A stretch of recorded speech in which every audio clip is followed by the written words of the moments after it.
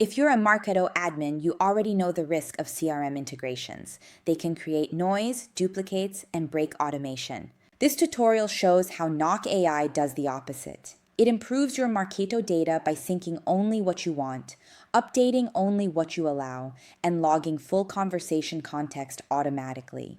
Let's open the Knock AI dashboard and click on the Marketo integration from the sidebar. Step 1 is deciding which contacts are allowed to be created in Marketo. You have 3 options. Engaged contacts. Create a contact record for anyone who sent a message or tried to book a meeting, even if they're not qualified yet. Approved contacts. Contacts are created only after Knock qualifies the lead and routes it to a human rep. You can also choose to not create new contacts. Then you can tighten it further with filters. You choose the intent types you want to sync. For example, only lead with buying or support intent. And you can turn on business emails only, so private emails are never created as contacts. Every contact that gets created also receives the same Marketo enrichment you're used to getting from Marketo forms. Now let's talk about field mapping. Knock AI lets you map every Knock field to your own Marketo properties. For each field, you decide the rule.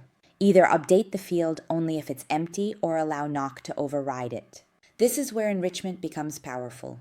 Knock adds rich contact data, company info, intent signals, and attribution.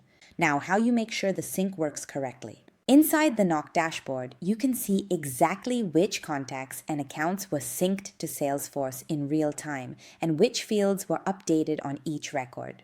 The result is simple. Cleaner data for marketing ops. More trust in the CRM for RevOps. Full visibility in Knock dashboard. Let's Knock.